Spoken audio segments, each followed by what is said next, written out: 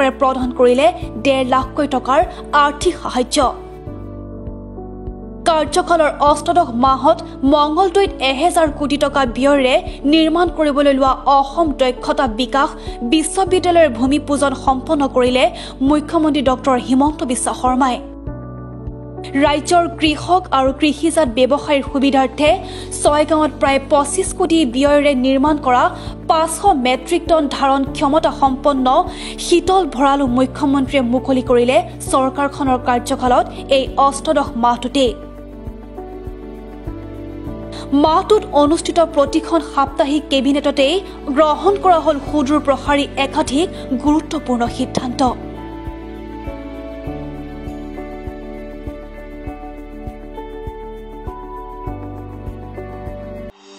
বিকাশৰ যাত্ৰাত ব্যস্ততা অভাৱনীয়। লাচিতৰ বীৰত্বক দেশজুৰি প্ৰসাৰৰ প্ৰয়াস। জনতাৰ মাজলৈ বিকাশৰ ভাগীৰথী যাত্ৰা। ব্যতিক্ৰমী কেবিনেটেৰে গান্ধী মণ্ডপত দৃষ্টান্ত। সীমাহীন ব্যস্ততাৰে পাৰ হ'ল হিমন্ত বিশ্ব শৰ্মা চৰকাৰৰ কাৰ্যকালৰ 19 সংখ্যক মাহটো। আৰম্ভণিৰে পৰাই বীৰ লাচিতৰ 400 সংখ্যক জন্মজয়ন্তীক অনবদ্য ৰূপ দিয়াৰ প্ৰস্তুতিত ব্যস্ত হৈ পৰিছিল চৰকাৰখন। যাৰ ফলশ্ৰুতিত যোৱা 23, 24 আৰু 25 নৱেম্বৰত দিল্লীৰ বিজ্ঞান ভৱনত অসম চৰকাৰৰ একনিষ্ঠ প্ৰচেষ্টাত সমগ্ৰ দেশবাসী সাক্ষী হ'ল মোগলৰ বিৰুদ্ধে শৰাইঘাটৰ ৰণৰ মহাপৰাক্ৰমী সেনাপতি লাচিত বৰফুকনৰ শৌৰ্য বীৰ্যৰ গৌৰৱোজ্জ্বল ইতিহাসৰ। 18 নৱেম্বৰৰ পৰাই অসম আৰক্ষীৰ কুচকাৱাজেৰে অসমৰ চুকে কোণে আৰম্ভ হৈ গৈছিল সপ্তাহজোৰা লাচিত জন্মজয়ন্তীৰ কাৰ্যসূচী। 23 নৱেম্বৰত দিল্লীত কেন্দ্ৰীয় বিত্তমন্ত্ৰী নিৰ্মলা সীতাৰমণে উদ্বোধন কৰা লাচিত জয়ন্তীৰ 3দিনীয়া কাৰ্যসূচীত ভাগ লৈছিল প্ৰধানমন্ত্ৰী নৰেন্দ্ৰ মোদী, কেন্দ্ৰীয় গৃহমন্ত্ৰী অমিত শ্বাহ প্ৰমুখ্যে ৰাষ্ট্ৰীয় প্ৰেক্ষাপটৰ একাধিক গণ্যমান্য ব্যক্তিয়ে।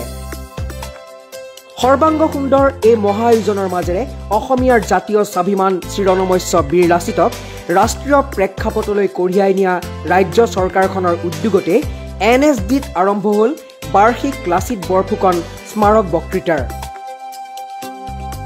26 নৱেম্বৰৰ মাজনিশালৈ লাচিত বৰফুকন এপত সমাহাৰ ঘটিল প্ৰায় 50 লাখ বীৰ লাচিত সম্পৰ্কীয় ৰচনাৰ। মুখ্যমন্ত্ৰী ডক্টৰ হিমন্ত বিশ্ব শৰ্মাৰ একক তৎপৰতাতে স্বাভিমান জাগৰণৰ এই অভাৱনীয় পৰিৱেশে মাহটোৰ অধিকাংশ সময়ে বুৰাই ৰাখিলে জাতীয় আৱেগত। ইয়াৰ মাজতে আহি পৰা গুজৰাট আৰু হিমাচল প্ৰদেশৰ নিৰ্বাচনী প্ৰচাৰৰ লগতে দিল্লীৰ পৌৰ নিৰ্বাচনৰ প্ৰেক্ষাপটতো দক্ষতাৰে চামিল হৈ বিজেপিৰ ষ্টাৰ কেম্পেইনাৰত পৰিণত হোৱা দেখা গ'ল অসমৰ মুখ্যমন্ত্ৰী ডক্টৰ হিমন্ত বিশ্ব শৰ্মাক। এনে সীমাহীন ব্যস্ততাৰ মাজতো চলি থাকিল ৰাজ্যখনৰ উন্নয়নৰ যাত্ৰা।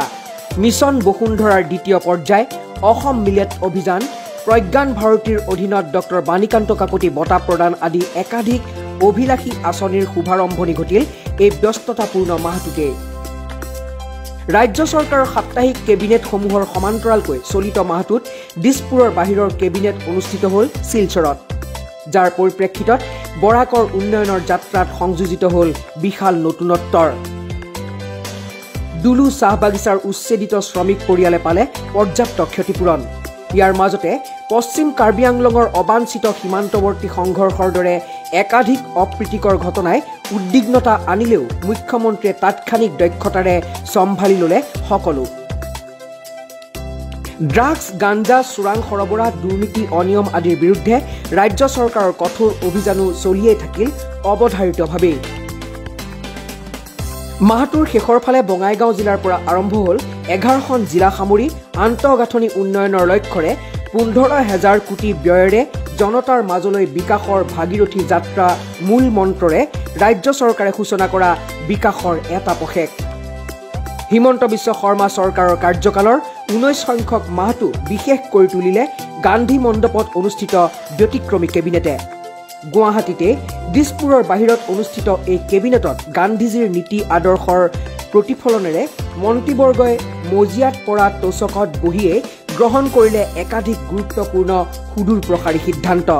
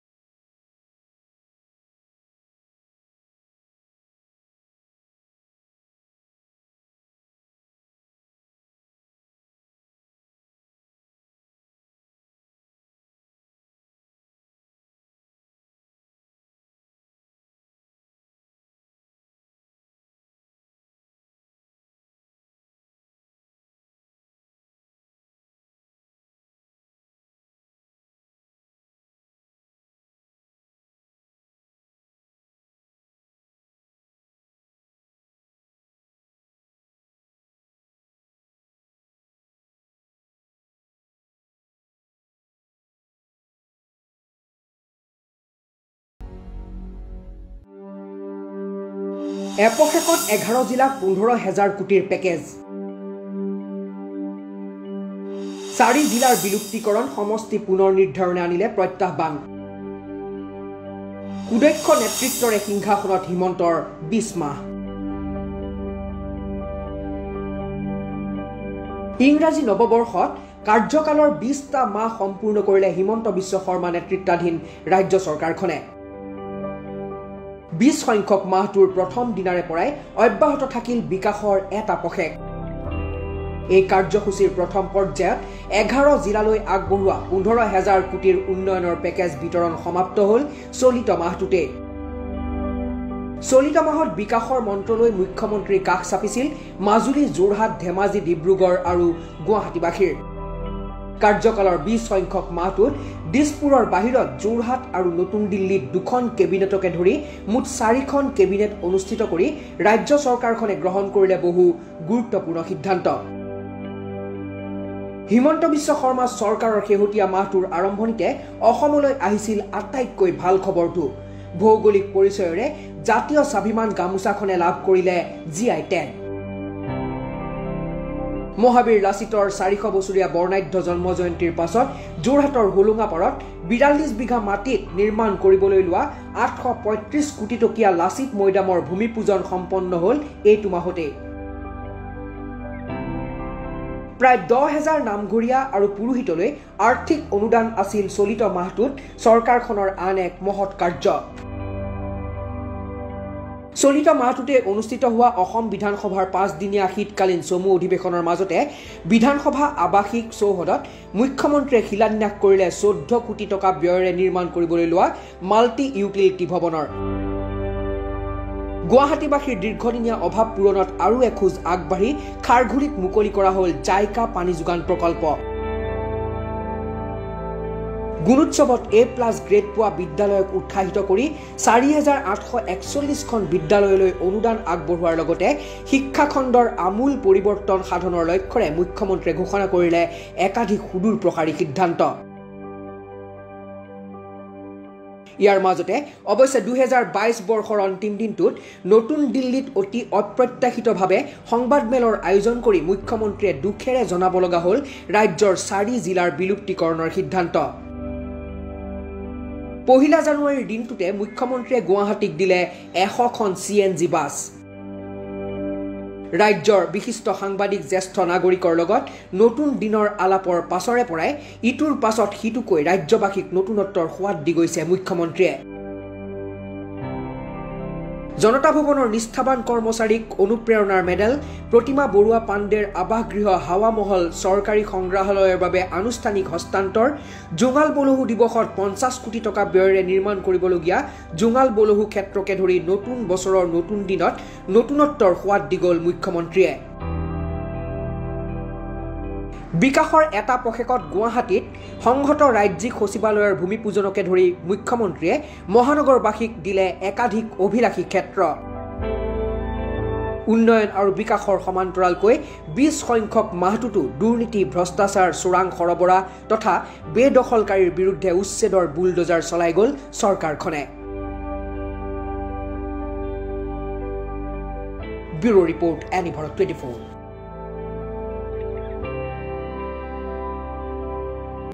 বাল্য বিবাহৰ বিৰুদ্ধে নৱজাগৰণ বিকাশৰ সমান্তৰালকৈ সমাজ সংস্কাৰৰ অবিৰত যাত্ৰা দিছপুৰত অনবদ্য হিমন্ত চৰকাৰৰ 21 মাহ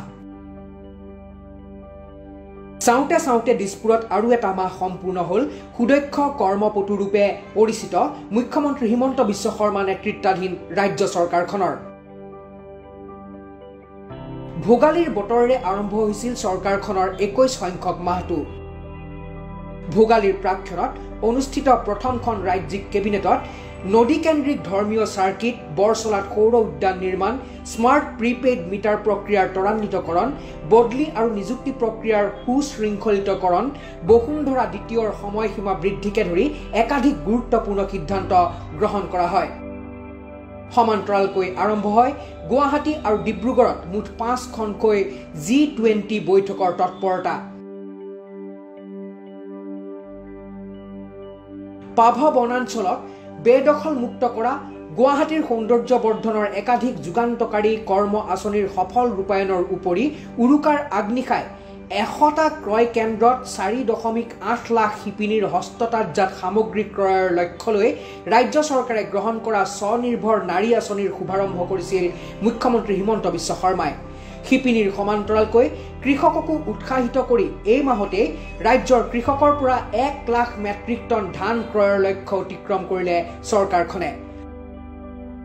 সমগ্ৰ দেশৰ পৰা বিশ্বৰ ঐতিহ্য ক্ষেত্ৰৰ বাবে একমাত্ৰ অসমৰ চৰাইদেউ মৈদামক মনোনীত কৰাৰ ক্ষেত্ৰত মুখ্যমন্ত্ৰীক আশ্বস্ত কৰিবলৈ সক্ষম হ'ল মুখ্যমন্ত্ৰী হিমন্ত বিশ্ব শৰ্মা। শেহতীয়া মাহটোতে অসম চৰকাৰৰ স্বাস্থ্য আৰু পৰিয়াল কল্যাণৰ লগতে গৃহ আৰু ৰাজনৈতিক বিভাগত 1208 গৰাকী প্ৰাৰ্থীক নিযুক্তি পত্ৰ বিতৰণ কৰি আন এক চমক দেখুৱালে মুখ্যমন্ত্ৰীয়ে। দিছপুৰৰ বাহিৰত ডিব্ৰুগড়ত অনুষ্ঠিত ৰাজ্যিক কেবিনেটকে ধৰি হিমন্ত চৰকাৰৰ 21 সংখ্যক মাহটোত এই পৰ্যন্ত অনুষ্ঠিত হ'ল 3খনকৈ কেবিনেট। ইয়াৰ মাজত চৰকাৰৰ আটাইতকৈ প্ৰত্যাহ্বানমূলক তথা 9 দিগন্তৰ সূচনাকাৰী সিদ্ধান্তটোৱে আছিল বাল্য বিবাহৰ দৰে সামাজিক ব্যাধিৰ সমূলাঞ্চে নিৰ্মূলকৰণ। মাত্ৰ 21 মাহ সম্পূৰ্ণ হোৱা চৰকাৰখনৰ আমোলত পোৱা পূৰ্বৰ স্বাধীনতা দিৱস গণৰাজ্য দিৱসৰ শান্তিপূৰ্ণ পৰিৱেশ বাহাল থাকিল বিগত 26 জানুৱাৰীতো। এইবেলি গণৰাজ্য দিৱসত পৰম্পৰা ভংগৰে ৰাজ্যপালৰ বিপৰীতে খানাপাৰাৰ ৰাজ্য চৰকাৰৰ কেন্দ্ৰীয় অনুষ্ঠানত ৰাষ্ট্ৰীয় পতাকা উত্তোলন কৰি মুখ্যমন্ত্ৰী ডক্টৰ হিমন্ত বিশ্ব শৰ্মাই একাধিক গুৰুত্বপূৰ্ণ ঘোষণা আগবঢ়ালে। এই মাহটোতে মুখ্যমন্ত্ৰী হিমন্ত বিশ্ব শৰ্মাই ভৰি দিলে 53 বছৰ বয়সত। যোৱা 1 ফেব্ৰুৱাৰীত নিজৰ জন্মদিনটোতে মুখ্যমন্ত্ৰীয়ে ফাঁচী বজাৰৰ পদসেতুকে ধৰি একাধিক উপহাৰ দিলে গুৱাহাটী তথা ৰাজ্যবাসীক। G20ৰ সফল আয়োজনৰ পাছতে মুখ্যমন্ত্ৰী এতিয়া ব্যস্ত উত্তৰ পূব। প্ৰত্যেকগৰাকী সৌন্দৰ্য পিপাসু মহিলাৰে প্ৰিয় গহনা নিজৰ মন পচন্দৰ ধুনীয়া সাজযোৰৰ সৈতে মিলাই সকলোৱে গহনা পিন্ধি ভাল পায়।